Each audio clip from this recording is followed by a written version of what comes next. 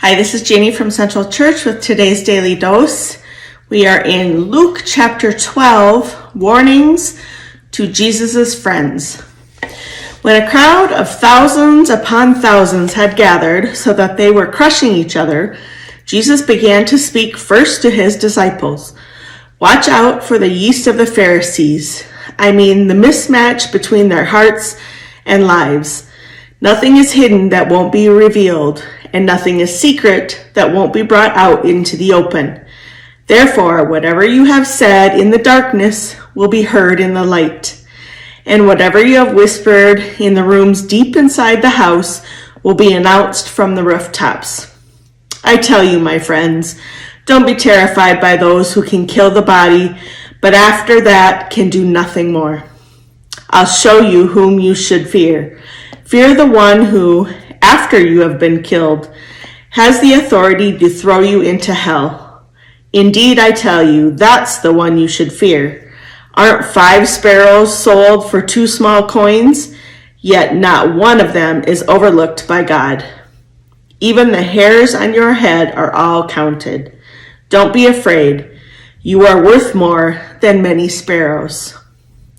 Acknowledging the human one. I tell you, everyone who acknowledges me before humans, the human one will acknowledge before God's angels. But the one who rejects me before others will be rejected before God's angels. Anyone who speaks a word against the human one will be forgiven, but whoever insults the Holy Spirit won't be forgiven. When they bring you before the synagogues, rulers, and authorities, don't worry about how to defend yourself or what you should say. The Holy Spirit will tell you at that very moment what you must say. Warning against greed. Someone from the crowd said to him, "Teacher, tell my brother to divide the inheritance with me." Jesus said to him, "Man, who appointed me as judge or referee between you and your brother?" Then Jesus said to them, "Watch out. Guard yourself against all kinds of greed. After all, one's life isn't determined by one's possessions, even when someone is very wealthy." Then he told them a parable. A certain rich man's land produced a bountiful crop. He said to himself, "What will I do? I have no place to store my harvest." Then he thought, "Here's what I'll do. I'll tear down my barns and build bigger ones. That's where I'll store all my grain and goods. I'll say to myself, you have stored up plenty of goods, enough for several years. Take it easy. Eat, drink, and enjoy yourself." But God said to him, "Fool, tonight you will die. Now who will get the things you have prepared for yourself?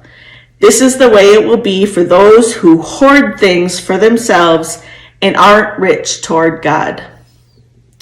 Warning about worry.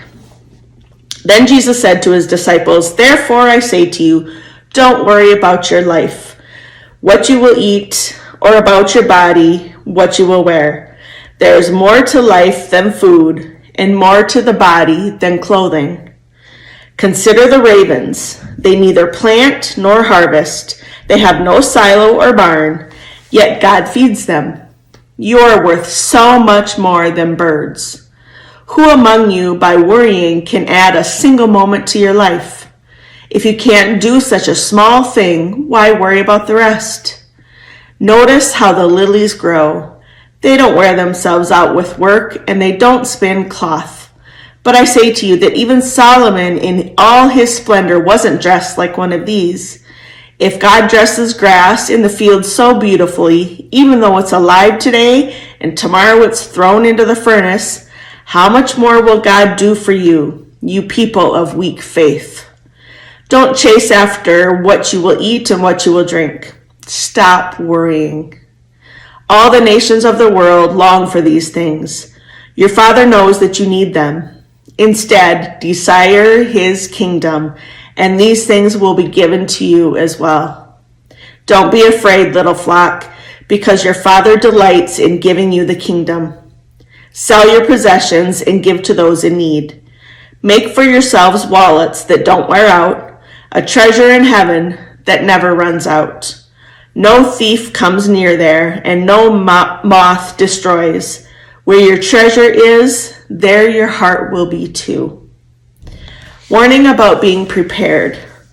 Be dressed for service and keep your lamps lit. Be like people waiting for their master to come home from a wedding celebration, who can immediately open the door for him when he arrives and knocks on the door.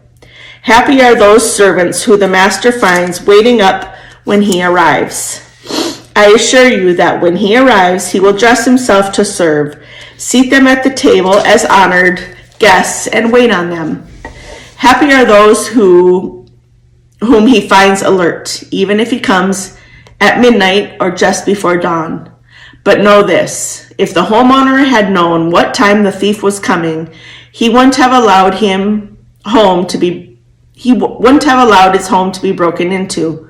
You also must be ready, because the human one is coming at a time when you don't expect him. Peter said, Lord, are you telling this parable for us or for everyone? The Lord replied, who are the faithful and wise managers whom the master will put in charge of his household servants to give them their food at the proper time? Happy are the servants whom the master finds fulfilling their responsibilities when he comes.